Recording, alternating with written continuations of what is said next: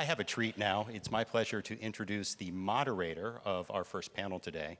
She is a friend and mentor to many of us at NCQA, and I get to congratulate her publicly for recently celebrating a milestone birthday or milestone anniversary at NCQA. She's been with us 25 years. She will tell you about her panel, but please welcome, along with the panel, our moderator, NCQA Vice President for State Affairs, Christine Toppy.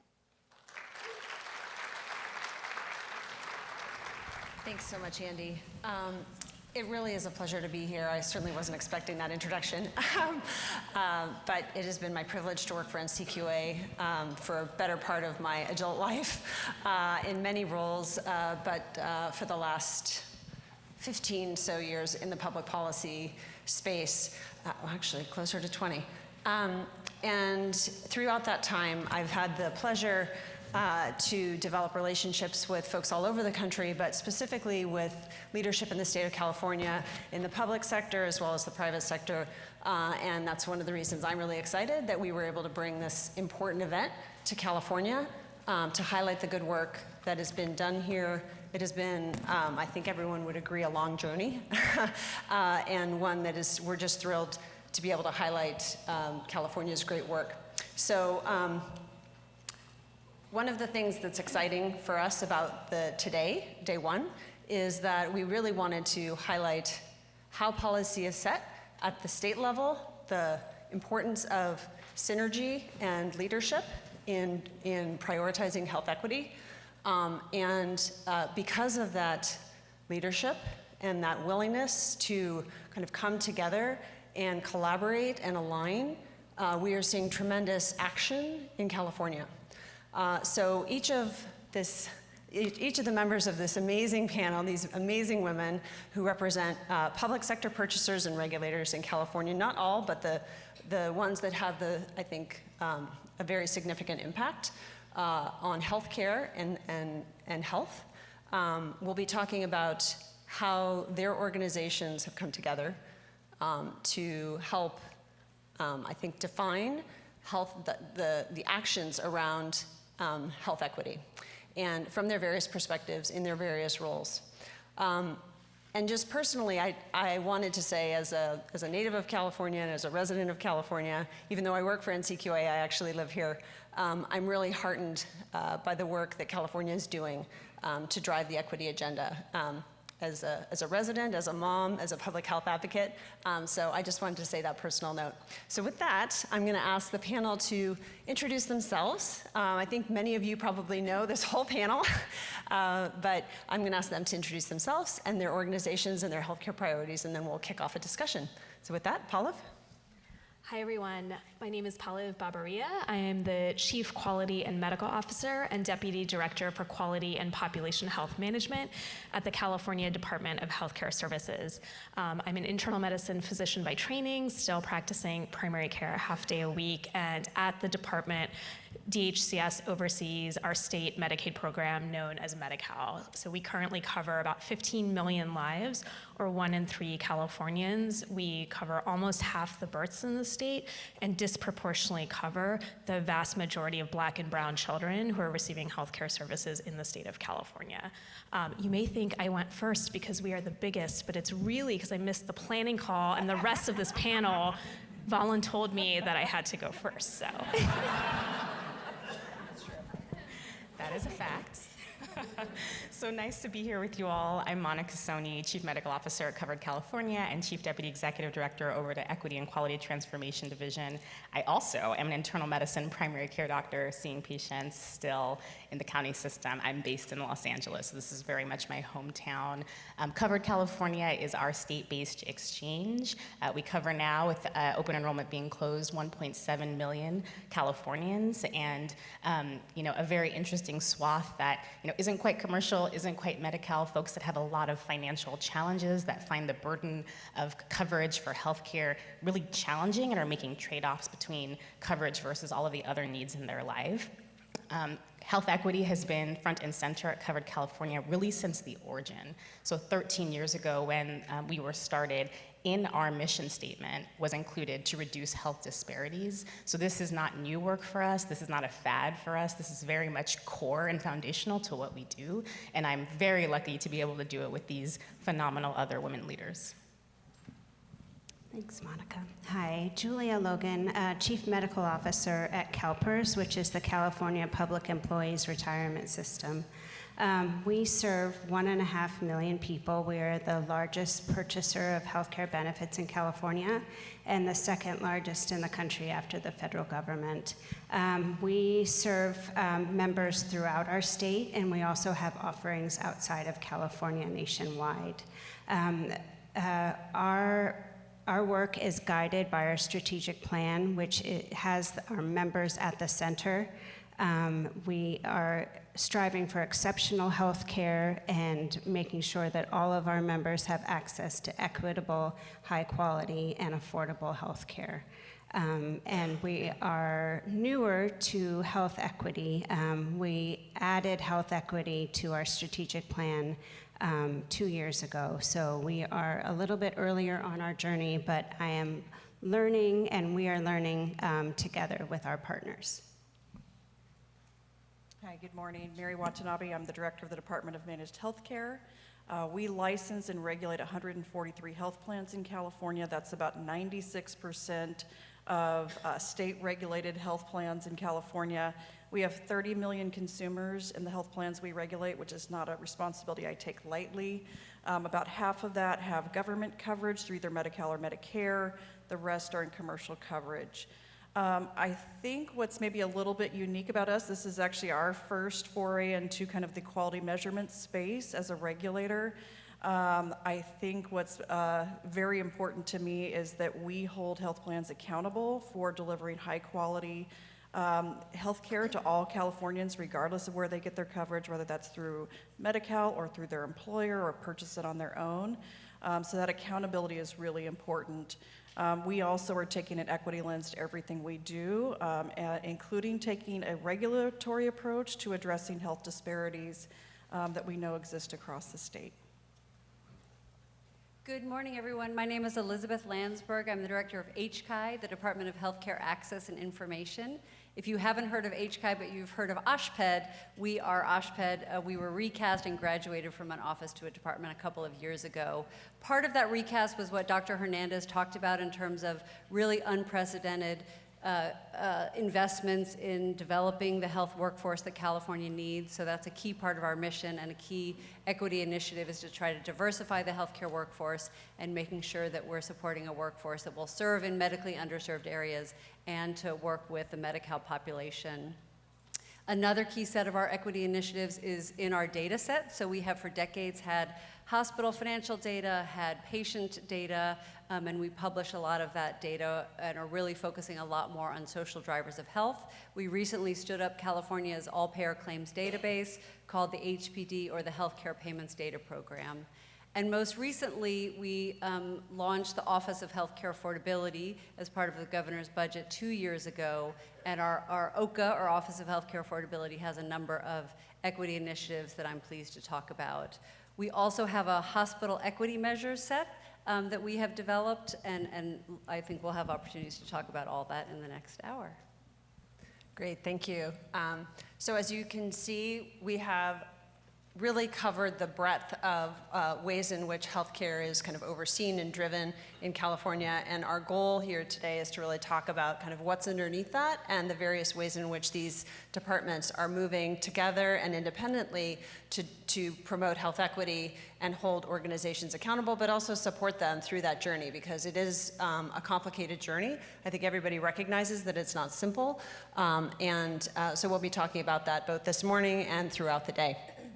So I think it's important, although many in the room may know this already, I think it's important just to kind of provide it as a level set. But what for you all was kind of the moment or the prompt to come together around health equity? So I know that for the public purchasers, that's really kind of has a unique vehicle for Department of Managed Healthcare and HCI. There may be some other additional vehicles. If you could talk about that a little bit to just kind of set the stage, that'd be great.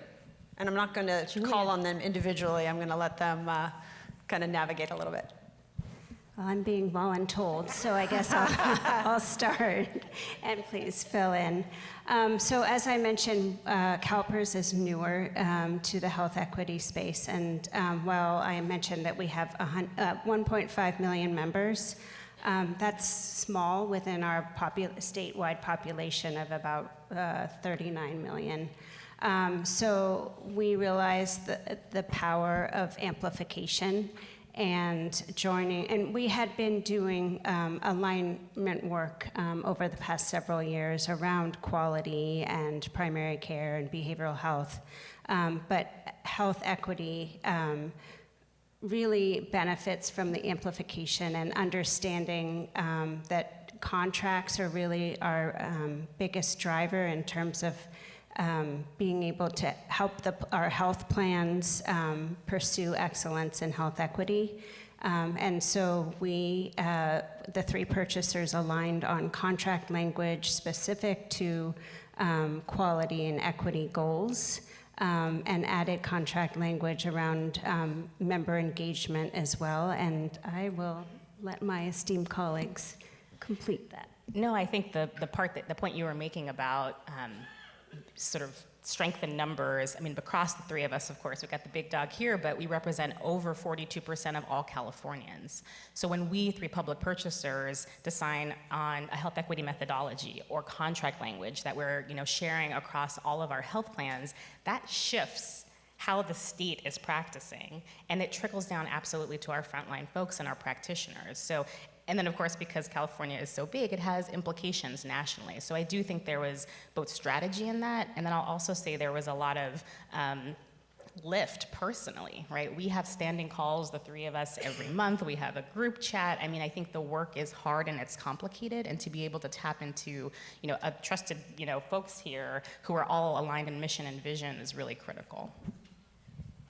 And I would just, definitely echo how partnering at the state level across departments, is really hard, and many of us are sort of entrenched in our silos, but really that is where you can achieve economies of scale. The other piece, I think everyone who is from California knows there's a lot of stuff going on in our state right now, and being able to divide and conquer some of the workload at the state department level also allows our state resources to go much further. So for example, the California Department of Healthcare Services, by virtue of being a Medicaid program and who we serve, has had equity work for decades. We've been publishing a health disparities report for 10 years that takes all of our data long before, most plans and providers started stratifying data and looking at racial and ethnic disparities across the state.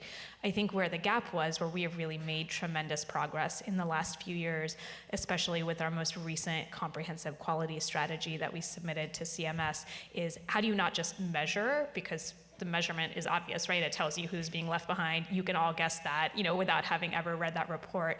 But how do you translate that into action, both in terms of incentives and supporting our plans and providers to work on improvement, but also through the regulatory approach, which I know Mary will talk about more.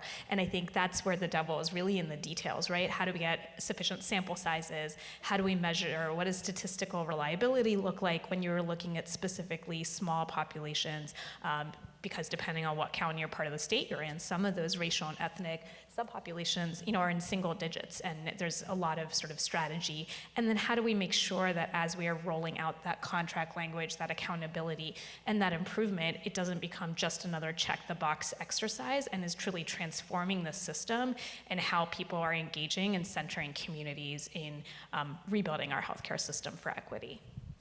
I also want to note that we work for a governor who issued an executive order a couple of years ago telling us we had to focus on equity. So I think each of us up here is very focused on doing that anyway, but to work for a governor who's telling us that we have to do it systematically is really an important piece. Mary and I were last week at the California Tribal Nation Summit, which the state government has every year to have dialogue and hear from the tribal leaders about what their priorities are. At HCI, we have a racial equity team. We have a racial equity plan that we're developing, and we're really working to embed equity into all the work that we do.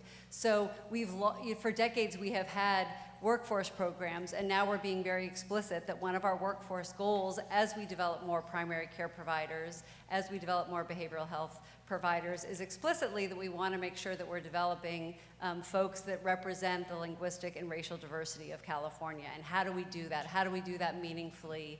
Dr. Hernandez talked about the fact that it's so important to have community health workers and promotoras and doulas and team-based care. And so we're very committed to doing that work. But as we want to and are working together and learning from each other about how to embed equity into everything we do, that level of coordination and that mandate in state government is really, to me, inspiring and important in guiding our work.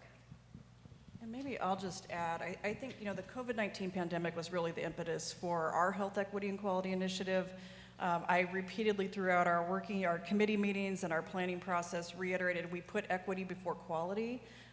It really was a commitment from Governor Newsom, Secretary Mark Galley, to hold the health plans accountable, but we were seen as quickly rising costs of health care. We all saw this in our increased premiums this year.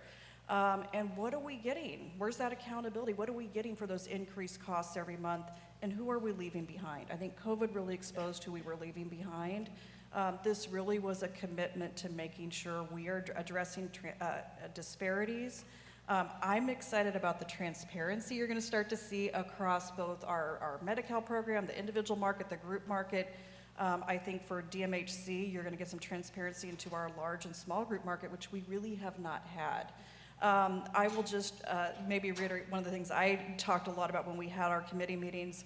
Our intent was not to create some new side-low quality program.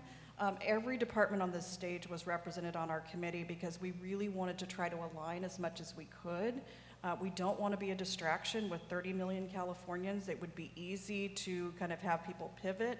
A regulatory approach could involve monetary penalties, and so there's a lot of incentive for us to make sure we're collaborating and driving everybody in the same direction. And I would just piggyback onto that. I think that is exactly right. So the level, there are some nuances. The sort of core set measures that Medicaid programs are held to are not always the same as the measures that our exchanges are held to. But where possible, we've really aligned and are, with the new DMHC statewide regulatory approach, making sure we are consistent with that so that everyone is rowing in the same direction. The other piece I would lift up, which I think is really novel, is on the committee when they were coming up with the equity and quality approach. We had a lot of dialogue about should the goals and targets be different based off of what type of insurance you have. I think you are all aware that current benchmarks are different for Medicaid versus commercial versus Medicare. And I will say, I personally believe that there is no way to equity without squarely centering your Medicaid program in the process. Because of how poverty is racialized in our country, the bulk of people being served in our Medicaid programs are experiencing racial and ethnic disparities in quality of care. And so as the committee came up with its recommendations, we made a very intentional decision to not set different targets by payer. And so there is a single threshold for the state of California that says this is the level of quality and equity we expect, no matter who is paying for your healthcare coverage, which I think really just amplifies and reflects the values that we are striving for in our state.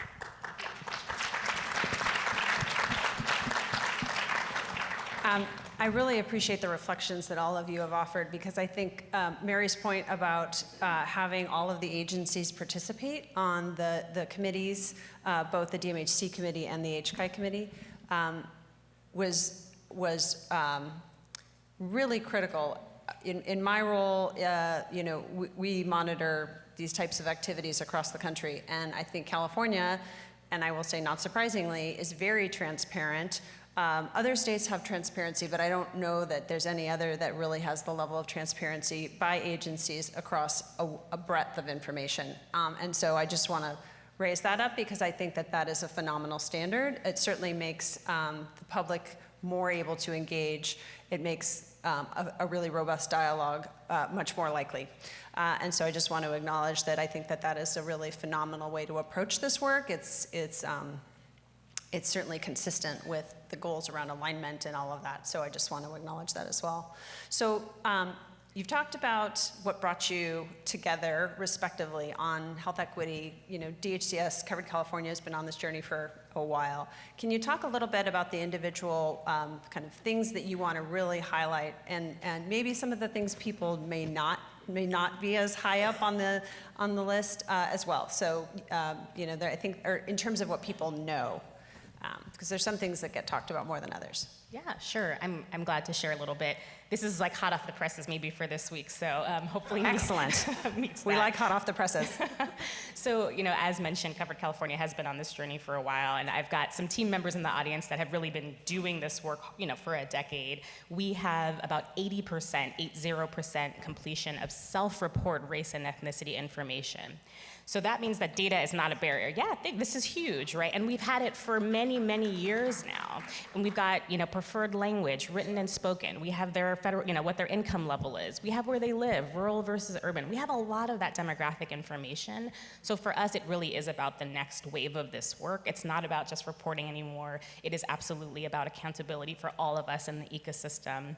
But what's hot off the presses is that, you know, we are not just collecting at that rolled up OMB category level. We have what people identify as. So if you put down, I'm mixed race and here are the two places I identify, that's the level of information that we have. So we have started to disaggregate not just at that kind of rolled up level, but actually at that individual level. So we were looking this week at breast cancer screening rates for folks that identify as Asian, but then what's the specific granularity? What's the difference between someone who identifies as Vietnamese versus Chinese versus Hmong, right? Like that's the level of granularity we're looking at now. And to your point, the gaps persist, but some of it we haven't had as much visibility into yet. About transparency, we report all of this on our website, right? We have no secrets at Covered California, and so you can go and see at the health plan level and soon at that all population level what's going on for our population. But I think the impetus for us now is not just to be comfortable with the reporting, even at a very granular level. It's about how do we close those gaps and stop having the same conversation we've been having for the last 10 years. Talk less, do more. Yeah. So just we are doing a lot of those same things, and I know Dr. Hernandez lifted up CalAIM. For those of you who haven't seen it, we launched our public CalAIM dashboard last month, which really provides a treasure trove of data to make some of these initiatives and all of the outcomes and performance indicators that go along with it very transparent and easily understandable for all of our stakeholders, plans, and providers. The next iteration of it is going to include stratification by race, ethnicity, and language. And as we've been looking at that data, we know we have some language disparities, for example, for our community supports and enhanced care management programs that we've been working through in real time with our plan partners. So we'll direct you all to that resource. I think two things that are a little bit lesser known about work that's happening at DHCS. One, I think we can recognize the fastest way to change is usually tying some money to the initiative. And so we have a number of growing value-based payment programs, as well as directed payment programs to hospitals, providers, and incentive programs with our plan partners. And at least for the last few years, every single one of those programs has had equity targets. So we have, you know, large hospital programs. For CalAIM, there was a lot of incentive programs. For each of them, there's usually a specific target that is about closing racial and ethnic disparity gaps. Many, if not most of those, tie back to our quality strategy and our bold goals, 50 by 2025, which is a pretty ambitious campaign to close the racial and ethnic disparities in children's preventative measures and maternity measures by 50% by 2025. Again, that's data that has been around for a long time. We've known about the disparities for a long time, and now we are aligning all of our initiatives to be able to close those gaps in a meaningful way. So happy to talk more about the directed payment programs if that is of interest. The other piece is really, you know, as both Peggy and Sandra were talking about, some of the shift has to be how we engage with and listen to the communities that are experiencing disparities. And so DHCS this year launched its Health Equity Roadmap, which is a statewide listening tour where our Chief Health Equity Officer and other team members are literally just traveling around the state listening to Medi-Cal members who experience disparities based off the data to understand what the issues are and then involve them in designing what our future state system needs to look like and what the priorities are. Similarly, at the state Medicaid level, we launched a member advisory committee for the first time in our state's history that meets directly with our director and the entire executive team to really provide feedback on what's working and to provide early input on policies as we do stakeholder engagement. And then in a similar vein, we recently revamped our policy for how our health plans would do their population needs assessment. So starting this year, all of our managed care plans, instead of doing their own population needs assessment where they understand the community's unique cultural and linguistic and healthcare needs, we are requiring them to partner with local public health departments who are required for their own accreditation to do community health assessments every 3 years and to really sit at public health's table so that we can have a community-driven process for defining what population health strategies should look like on the healthcare side and really move some of those priorities upstream and be more prevention-oriented. And I think those are just a handful of examples of how that type of shift in consumer engagement and baby steps towards power sharing can be accomplished. Go ahead, Julie. Oh, yeah. CalPERS is also aligning on the measure set. We have that set of 4 quality measures that we're aligning with Covered California and DHCS and tying really large financial incentives for the health plans to reach those higher goals and higher benchmarks. So we just started our 2024 contract with our HMO plans, and we're working on establishing those, making sure that health plans reach those metrics. And we're also tying financial incentives to reducing disparities and setting disparity reduction targets together with our partners. One thing that's maybe sort of little known is how much CalPERS reaches out to our membership to really understand our membership better. We have regular stakeholder engagement forums, and one thing that we really realized was that we didn't have that race and ethnicity and language and sexual orientation and gender identity data. And we don't do annual enrollment with our membership like our partners do. And so we weren't getting regular feeds of this data. So we set up something called the Health Demographic Profile within our computer system to allow our members to self-report that data. We started slow, and we realized there was a bit of resistance for sharing data with CalPERS on that sensitive level. And so we partnered with our health plans to offer an incentive, a gift card incentive. And that really worked. $10 makes a big difference. And that's great. We were really glad to see that. And so now we have about 250,000 health demographic profiles of our members about a year and a half into this project. So that's really, we're starting to use that data with our own data warehouse and claims data to understand our membership better, to understand where those health disparities may lie.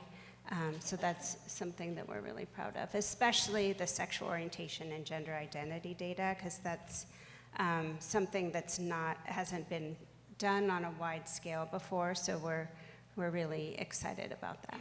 And Julia, that includes not just the employee or the retiree, but that also includes their family as well, right? Yes, their dependents as well. And so we've made it a lot easier to report that data. And we're also working with our health plans.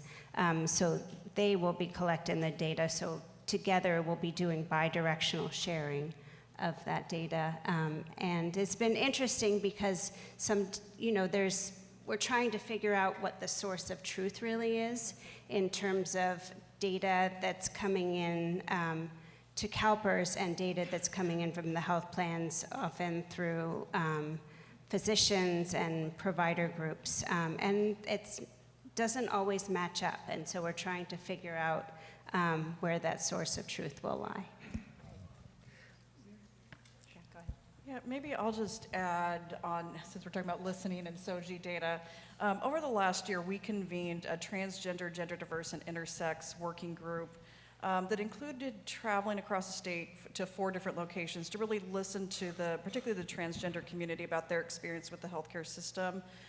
We are releasing a report probably by the end of this month that will include some recommendations around training curriculum for health plan staff that engage with the community, as well as some quality standard recommendations. I will say that they didn't necessarily land on new quality metrics that we'll be adding, but I think one of the things that was really highlighted through our listening sessions and just through the experience of the working group members is just how hard it is to start, just to initiate that care. We heard about, if you haven't heard about broken arm syndrome, this is where every ache and pain and health issue you have must be tied to the fact that you're transgender or non-binary or your hormones. But really the focus was on looking at the healthcare experience compared to our cisgender population. And so I think there's some good work to do there. I will say that one of the important recommendations that came out of the working group was to collect SOGSC data, which includes sexual orientation, gender identity, gender expression, and sexual characteristics, which I think is an important distinction, particularly in healthcare, so we don't have individuals that are misgendered or questioned when they're coming in for things like cancer screenings or just a regular OBGYN checkup. So I would just really encourage for our health plan folks out there to look for that report. It includes recommendations on how to ask for SOGSC data and why it's so important. The barriers, I will tell you, highlighted for me how much work we have to do for this community. If you think of the intersectionality of race and ethnicity along with SOGSC and gender identity, it was heartbreaking, to be honest. There were stories from the community about people having to get veterinary needles for their hormone injections. I'll tell you, as the regulator, as we see our healthcare premiums exceeding $600 a month, and we have people doing GoFundMe pages for their gender-affirming care and getting veterinary needles, I think it just really highlights we've got some work to do for that community in particular. I'd like to lift up some of the initiatives that our OCA is doing, our Office of Healthcare Affordability, and just to note that I think it's really important that affordability is an equity issue. So every year the California Healthcare Foundation does a survey, and every year half or more of Californians say that they went without needed health care because of cost. And that is worse for Black Californians, it's worse for Latinx Californians, and for low-income Californians. So fundamentally, if people can't afford their care, and we know that there are disparities based on race, ethnicity, and income, we need to bring healthcare costs down. So our Office of Healthcare Affordability has as one of its key tools setting a spending growth target. So the office has proposed a 3% spending growth target, meaning that from year to year, healthcare costs should not be increasing more than 3%. That is based on the last 20 years median family income. So the office has proposed that spending growth target. It's now up to the board to adopt it. But we do view reining in healthcare costs as a key equity initiative. Our Office of Healthcare Affordability isn't just going to be measuring costs. We're also going to be setting some thresholds around primary care, behavioral health care, alternative payment models, and using a subset of the equity and quality measures that this wonderful group of folks has devised, again, because we want to have good government and not reinvent the wheel around those quality metrics. But I think the goal around primary care investment is really key. When we invest more in primary care and preventive care, it's the magic of getting better health outcomes and actually bringing costs down. So other states have done this. You know, they've been, some of them at 4% of their healthcare dollars are going toward primary care. And they set a goal of 11, 12%, and really see that investment in prevention and early intervention, again, makes a big difference for health outcomes. So we are, in this moment, we have a wonderful work group that's developing that definition of primary care, and we'll be working with our board to set the thresholds of primary care. Next will be alternative payment models to have more of a value-based focus of where those many dollars that Mary's talking about are going, and then similarly setting thresholds for behavioral health and hopefully really driving more towards integrated health delivery. So those are some of our OCA initiatives that I wanted to lift up. And I'll just lift up that I think that, you know, recentering primary care is so critical to the work we're all doing. We didn't spend a lot of time talking about it, but the three of us public purchasers all share common contract language around required reporting around primary care spending and are working to set targets in collaboration with our Office of Healthcare Affordability. When we look at our data, we also see that with low-income populations have less reliable access to primary care and less engagement with primary care than commercial populations. And then even within the Medi-Cal population, we see deep racial and ethnic disparities for certain subgroups in terms of primary care utilization and access to preventative care. That's phenomenal. I'm really glad that you brought that up because that's where my head went. So I think one of the things that's interesting about this work, and everybody knows that it's challenging. I'm curious, as you all have kind of gone down this path, you've been on it at varying phases, kind of what surprised you about how the organizations that you contract with and regulate and oversee and set targets for, like what surprised you about collaboration and then maybe, I hate to focus on challenges because I feel like that's always something that gets raised, but things that maybe you weren't expecting as a surprise. So I think the kind of what do we call it? Peaks and valleys, roses and thorns. That's what I do with my kids. If you could just speak to kind of some of the things that really surprised you that were great, and some of the things that surprised you that maybe there's a need to focus on, and I'll just let each of you volunteer. Yeah, go ahead, Monica. Those who know me on the stage and in the audience know I'm an optimist. I'm a perpetual optimist. So maybe I'll give you a peek and start with that, which is, I'm relatively new in the seat at Covered California. It's been under a year. And I will say that the relationship with our health plan partners has been, for me, wonderful, right? The folks are in different states of readiness, have different sophistication, but I think just being transparent, coming to the table, having learning collaboratives together. We have a clinical leaders forum where between CalPERS and Covered California, the clinicians across the health plans will come and learn about a topic. I mean, especially, early on, it's probably 2 years ago now, maybe, to talk about like just the jargon around like, what's a disparity? What is health equity? What are we talking about in this space? And people being willing to just share what they know and don't know. I had a health plan leader tell me, it was kind of like the kick in the butt that you gave us that made us go to our vendor and say, look, we actually do have this information, the racial and ethnic information. I need you to start disaggregating all of our info. And they were like, whoa, we got some stuff going on here. And they came and they said, thank you for actually asking us to do that. Now we've codified it with that vendor, and that vendor is actually doing it for all of their other health plan partners. So for me, I think when we can move away from the like finger pointing or like you all are making us do this and just say like, look, here we are. The current state of affairs is bad. None of us want that. How do we move forward arm in arm together and just kind of the benefit of the doubt? Like no one's here to torture anybody else or make anybody's life miserable. We're here to do the work. We have slightly different perspectives on how it might get done. But if we actually come to the table together, I've just seen incredible progress, and I feel very uplifted by doing that work with our health plan partners. I would definitely second that. An example, actually, that happened last night on the shuttle. I ran into one of our health plan partners.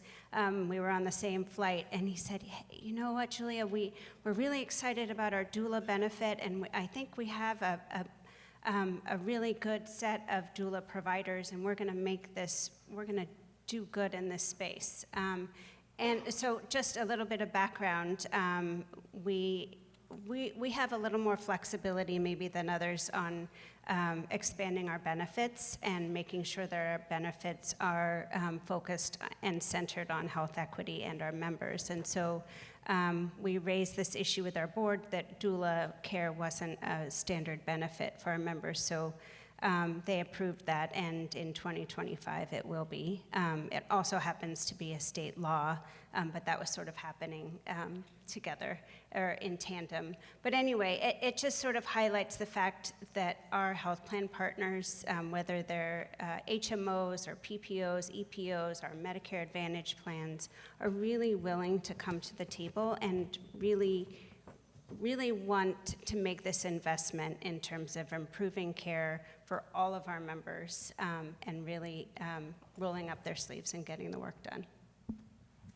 I don't know that this is a surprise, but I do just want to talk a little bit more about stakeholder engagement with the community. And, you know, Pallav used the word power sharing. And so I think given the history of racism and the reality of systemic racism in our state, that really is, in order to get to achieve the equitable goals that we all have, it really is about power sharing. And so one of our challenges is around stakeholder engagement. We're in a state of 40 million people. We do want to engage, and it's hard to connect with folks. I will just say, I think HCI had a bit of a misstep in our community health worker stakeholder engagement. So DHCS did a wonderful job of now having community health work be a Medi-Cal covered benefit, and then HCI was to develop a certificate program. And so we did do a lot of stakeholder engagement. We did reach out to a lot of people, but we didn't lead with conocimiento, which is really leading with our values and explaining to people who we are and what the big vision was, and that this was really about valuing and lifting up the community health worker promotora work and really wanting to invest in primary care. And so I think it's important for us as state agencies to really have that humility to say it's hard in this big of a state to connect with people, and we're given directives, you know, go out and develop a community health worker certificate program, but how do we engage with the community in the way that we need to have real meaningful power sharing to achieve the equity goals? So I think that's been one lesson learned for us. I think also in the equity space, again, I mentioned that we have for many years had workforce development programs and needing to think, and then as we apply the equity lens, what do we change? So we have for decades had loan repayment and scholarship programs. Well, we have a racial wealth gap in this country that's been developed over hundreds of years. Loan repayment programs only work if folks can take out the loans to begin with. So we are really re-engineering our programs to focus more on stipends, on scholarships, on earn and learn programs, on providing full support instead of just loan repayment and saying to folks, you know, good luck out there, but really wanting to provide the holistic support. So those are some of our challenges and lessons learned of late. And I would just add, I think, you know, the first time maybe it happened, I was surprised. Now it's happened like hundreds of times, so less surprised. So I think, you know, the luxury of working in a state like California is I do think there are so many shared values across our entire healthcare ecosystem. And so whether it's our plan partners, providers, hospitals, 0 times have I encountered anyone who's like, no, we don't want to improve quality and we don't want to improve equity. I think the hard part is we have such a fragmented system with misaligned incentives. And so often what we uncover is there is some old Medicaid policy on the books that someone wrote 30 years ago, and that is getting in the way of us achieving the quality or health equity outcome we want. Or it's like right hand, left hand. One part of the department is not saying the same thing as another part of the department. And so I think the opportunity for all of us who work in large organizations is how do we become ruthless about breaking down those silos, reducing fragmentation, and really aligning the incentives, whether that is money or otherwise, towards quality and equity. And I think that is one of the things we've been able to do really successfully over the last few years. That's a great point, Paula. I think the internal reflection around how an organization is internalizing equity, and NCQA has done that as an organization. We as staff have gone through a really significant transformation, I think, in our awareness, and that's supported our ability to really own this work in the way that we do as a measure developer and accreditor. So I appreciate you calling that out, because I think that really is critical. That's certainly one of the things that is part of our accreditation standards, but and folks that are here tomorrow will get a deep dive on that. But I think it really is critical because of those issues around historical processes and just kind of assumptions about the way things should work. And without that thorough examination, you miss things. So I really just wanted to call that out as a point. So I want to pivot a little bit to a topic we have a panel later this afternoon that's focused on data, but I wanted to ask a question to all of you about the data exchange framework and the way in which that plays into your respective departments' kind of charge. I know there's varying levels of you know, as in contract you can put requirements, but there's kind of different ways in which the departments are kind of responsible or related to it. Sorry, I'm not coming up with the right words. So if you could just speak to kind of how that's come up in the context of your respective departments' charges around equity, that would be just, I think, of interest to the group. Start. So most of our Medi-Cal plans and providers are required signatories of the data exchange framework.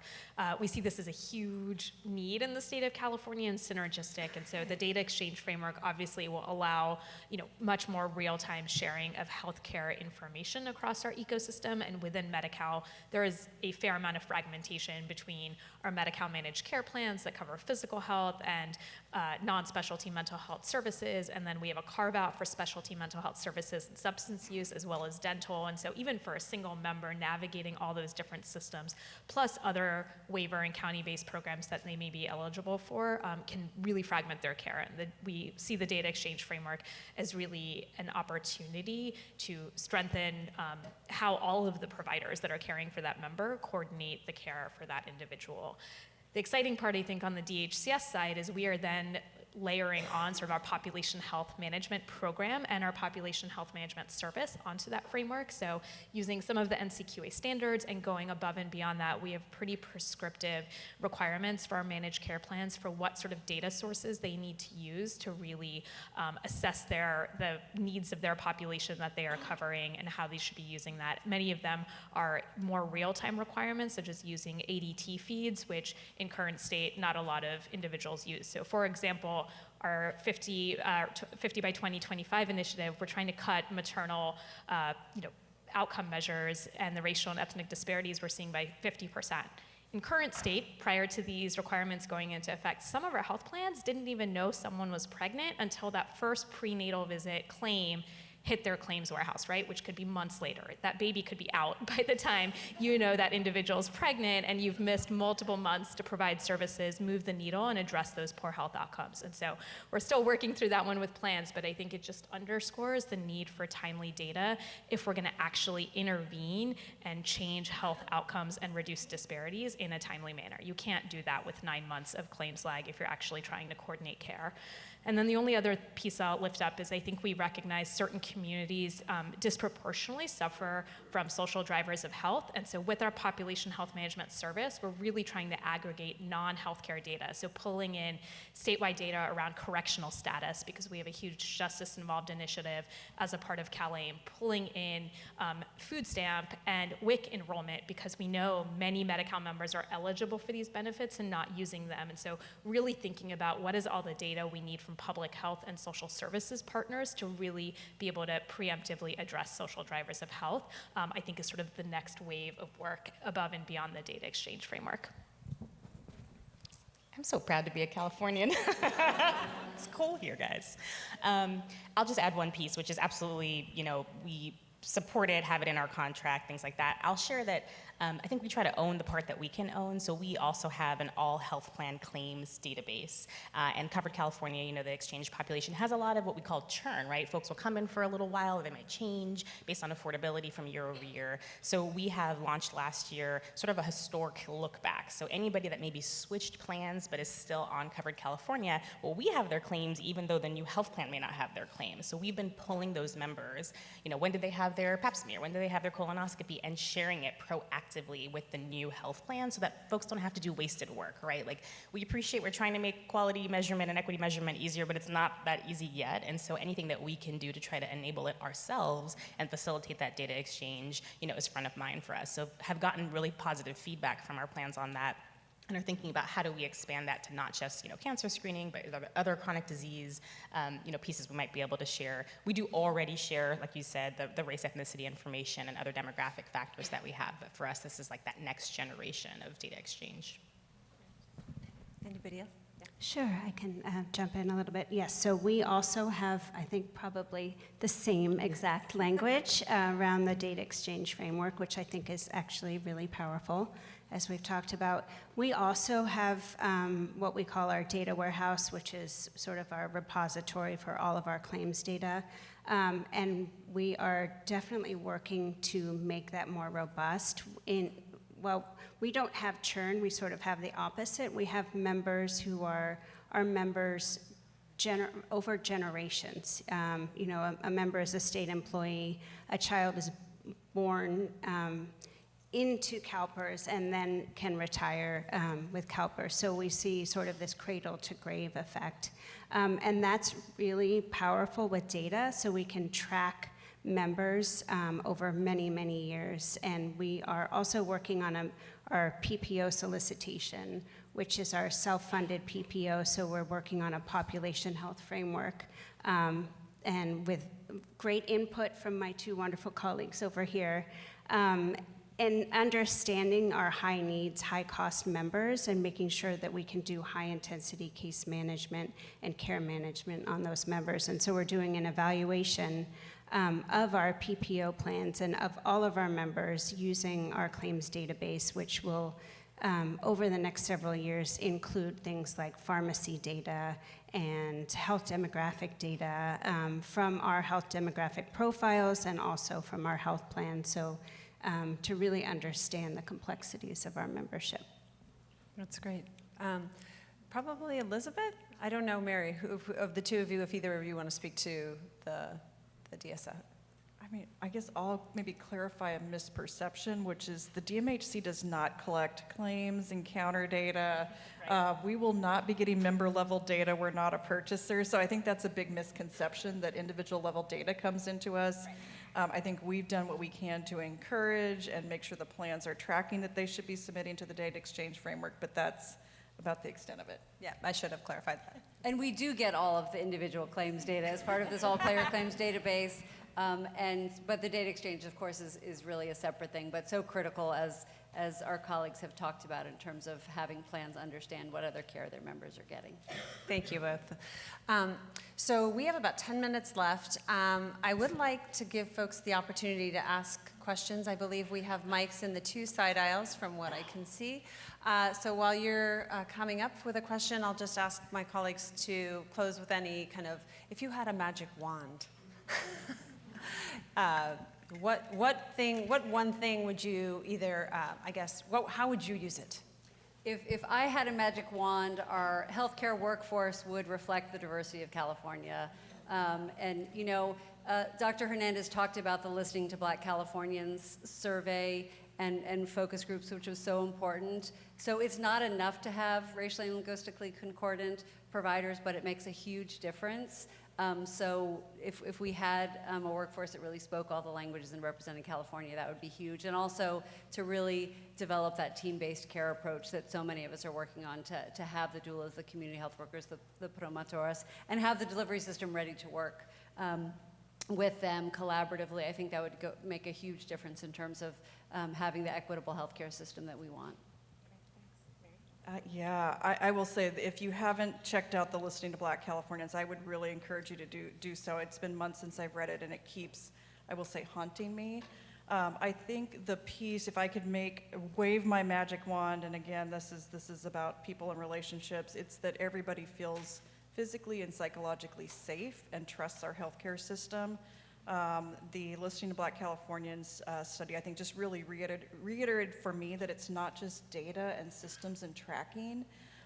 When people have poor experiences when they access the healthcare system from the person at the front desk, the nurse's assistant, the physician, they don't trust the healthcare system. They've had traumatic experiences, they've been harmed, they don't feel psychologically safe, and so that to me is something we have to focus on that. I think that gets lost in the need for data, and we're so focused on the data and the phone calls to get people in to get our HEDIS measures up that we forget that these are real people with, you know, navigating childcare and transportation, behavioral health issues, and those negative interactions don't make them want to come back. How many magic wands do I get? Your first wish is you get 10 magic wands. Yeah, I will have to agree with my colleagues. Making sure that every person in California has access to high-quality primary care that's available to them when they want it, when they need it, is something that I think we're all working towards. But the work is really hard, and it's sort of the easy work has been done, putting words in contracts and having meetings and things like that. It's really where the rubber meets the road between the clinician and their patient in front of them, where we need to make those relationships happen and make them feel meaningful. This question stresses me out. I think it's the one place where I start to feel the pessimism in me creep out, because as we've said multiple times, this is hundreds of years of structural systemic work that got us here. And everything we're talking about, although bold and exciting, is incremental. So I guess my magic wand is like that the structural things disappear, right? Like I have 2 Black babies at home, and I don't feel particularly confident about their experiences in healthcare and other places, right? Just everywhere, walking around. So, for me, it's that, right? It's actually that reality disappearing. Cheers to that. Yeah, I would say, I'm going to piggyback on your wish, that I wish we could have a blank slate in healthcare. That's the note to end on. So I think we have, I can't quite see, but I think there are 2 folks queued up on this side, and I can't see the other mic, so I'm going to start with this side.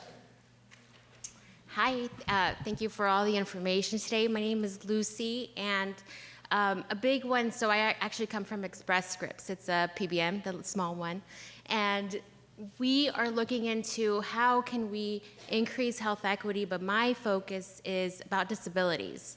So how do we track not only our disabilities, our physical, cognitive, we can't bunch all of those in one. So what are you guys doing? What is working? And what support systems are available, and how do we track within data? I think those are my bigger worries when we are looking at health equity. I think it's such a critical question, and I think it's really sort of the conversation we were having around SOGI maybe 5 years ago, right? So we, at least on the Medi-Cal side, we have certain people who qualify for Medi-Cal because of their disability status. So we have certain aid codes or enrollment information, and then certain people who receive specific services that we can, with the data, track back and say, okay, yes, these people are experiencing a disability, and here's who they are.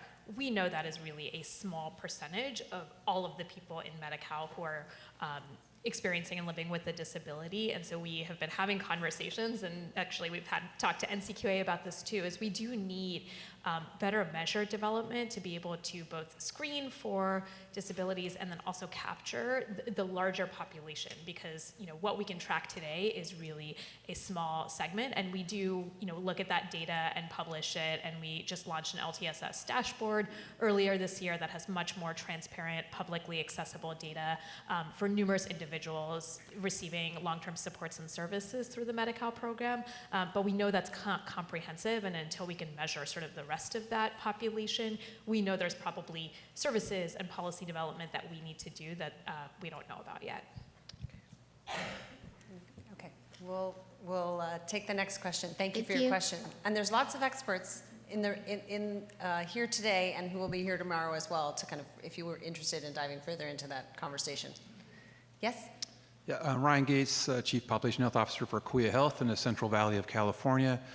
Grew up in McFarland, a little tiny farm working community. If you haven't seen McFarland, USA, that's your homework. Watch McFarland, USA to understand the plight of the Central Valley. But I was residency program director at Kern Medical Center for 10 years, sort of 20 years ago. My first assignment for any resident or student who came to me was give them the yellow pages, call a physician's office, tell them you have Medi-Cal, and are they accepting new patients?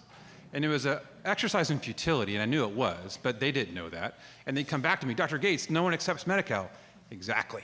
So as we look introspectively, myself included, my own internal biases, and we talked about, Paul, of the blank slate. That'd be awesome, because there's so much foundational, concrete, bedrock issues that you know, the FQHCs and rural health clinics, and the disparity in reimbursement, I think, drives a lot of perceived rejection. I don't accept Medi-Cal, and so because I have Medi-Cal, I'm lesser. That's a problem. And so the way that Medi-Cal allows primary care assignment by a clinic address and not a physician name is a huge issue too, that a patient attends a clinic that's just rotating staff and never has a relationship with a primary care physician is a big systemic issue. So what are some of the things, not looking outside at other social constructs, but what are some of the things that we can control in the Medi-Cal, in the medical world? What would be one or two of the things that you would change today if you could wave your magic wand within the biases of healthcare policy? Such a great question. And I will tell you, before I joined the department, all of those were my pet peeves as well. And that is why I came to the Department of Healthcare Services 3 years ago. So a few things. One, you know, we talk a lot about rates. I think the devil's in the details, and California has numerous supplemental payment programs. So when you incorporate those, the rates are very different than sort of what the published rates are. That aside, I'm so proud of our state because as of January 1, 2024, we upped reimbursement rates for Medi-Cal across primary care providers and certain behavioral health providers. So we are now pegged to 87.5% of Medicare. And then there's additional rate increases planned for next year, 2025, which will expand that provider set. And that's all related to the managed care tax and sort of the directed payment program that CMS recently approved. And so I think the state has acknowledged the funding is there. How we make sure that message is getting out so that providers who haven't historically taken Medi-Cal are aware of that and can sort of open themselves up is work that we're doing with our managed care plans as we speak. The primary care assignment, it is critical, right? You heard all of us saying we need continuity, we need that trusted relationship, we need access to primary care. And one of the teams that my team is working on actively with other teams at DHCS is how do we fix some of the primary care assignment and attribution mess that we know exists, and it causes all sorts of problems, whether we want to measure continuity, whether we want to measure whether people are getting in to see their PCP. So we are actually actively working on revamping that policy as we speak. Can I say one extra thing, which is now I'm just going to wear my primary care doc hat. Like, it has to be unacceptable to us that folks are not accepting Medi-Cal. Right? It has to be would we say, oh, I don't take that subpopulate? No, we wouldn't say that, but we are doing that. And so I think a little bit we got to own our own stuff here as practitioners. That's not okay. What's the internal advocacy happening in the delivery system in those organizations, right? How do we actually track all of the dollars that are flowing to those delivery systems, and are we getting what we are kind of paying for it? So again, I want to let's all think about that together when we talk about health equity. So I know we're at time, but I see there's somebody on this side of the room, so we'll close with one more question. Go ahead. Thank you so much. Isabel Chen, Assistant Professor of Health System Science at the Kaiser Permanente Bernard J. Tyson School of Medicine. I have a question for all panelists around health workforce development, especially around representative workforce, and to what extent your organizations are actually partnering with health professions institutions to incentivize recruitment, training, and graduation accountability of our professionals to have the skills and behaviors to have long, sustainable, passionate careers in the safety net to actually reach your magic wand dreams and visions. Thanks very much for the question. We are working closely with training institutions, so we fund everything from community health worker training programs all the way up to graduate medical education, and we're currently revamping and reevaluating whether our application criteria do all of the things that you said. And so we're starting to ask things like what type of implicit bias training and what type of training do you have around not just implicit bias, cultural humility. What are the practices around supporting students? What are the practices around faculty diversity, supporting students once they're there? So we are doing a lot more around that. I would welcome the opportunity to talk to you and hear your ideas as well. Well, I would just like to thank our panel. This has been a really robust and thorough discussion of a whole array of topics. Thank you. Really appreciate your contributions today.